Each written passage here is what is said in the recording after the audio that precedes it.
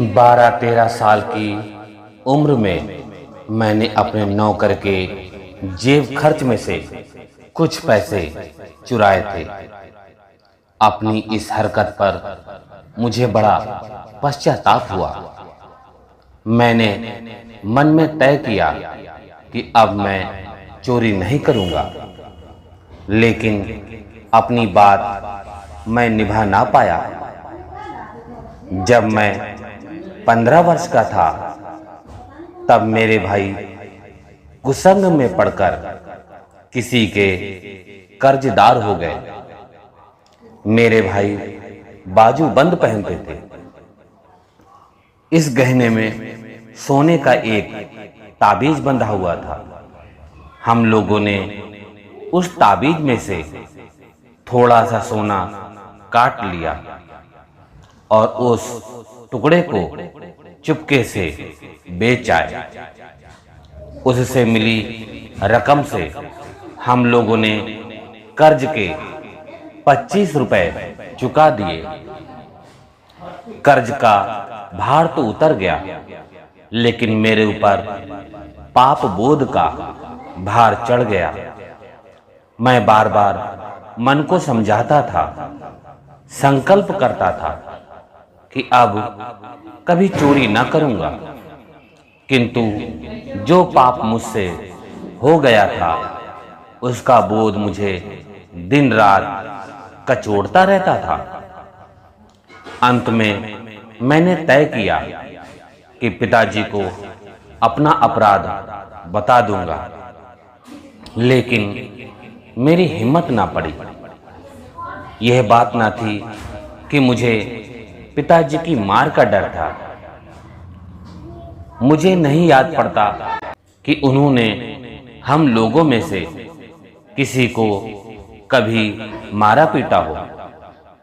मुझे इस बात का भय था कि मेरी चोरी करने की बात से उन्हें तकलीफ पहुंचेगी, लेकिन मैंने महसूस किया कि मुझे यह जोखिम उठा लेना चाहिए। मैंने पाप की स्वीकारोक्ति करने का संकल्प किया।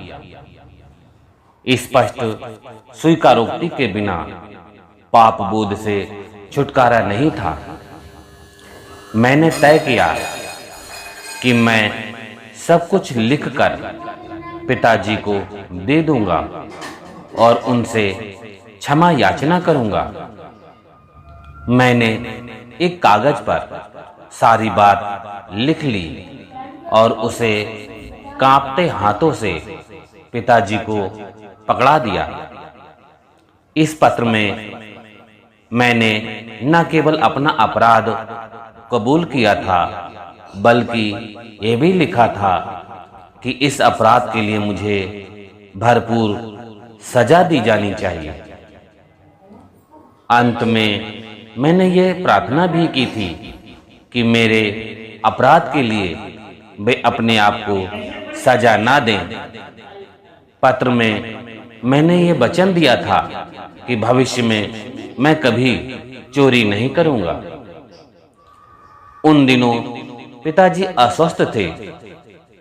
वे एक चौकी पर लेटे हुए थे। पत्र पकड़ा कर मैं चौकी के पायताने बैठ गया। पत्र लेकर पिताजी चौकी पर बैठ गए। उन्होंने आदि से अंत तक पत्र पढ़ा। उनके नेत्रों से झरझर आंसू बहने लगे। पत्र भीग गया।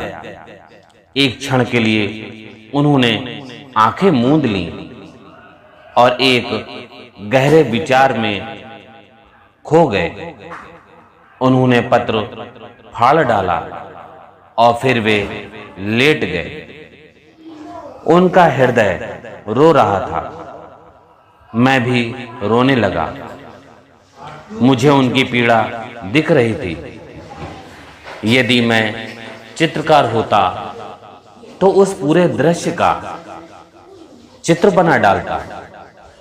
आज भी वह दृश्य मेरी स्मृति में ज्यों का त्यों बसा हुआ है।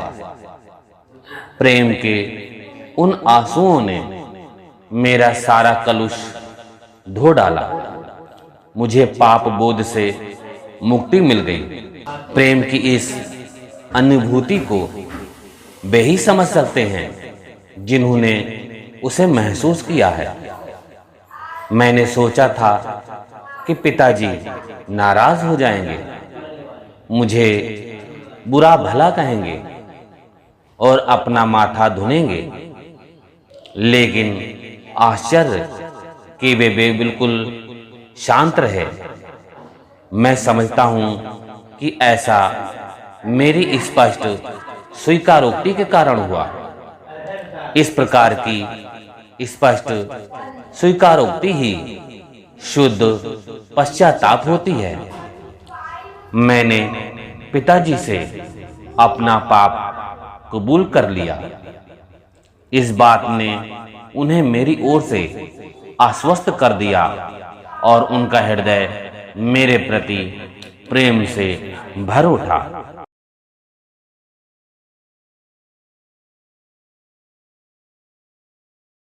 Please like and subscribe my YouTube channel Krishika Online Classes. Thank you.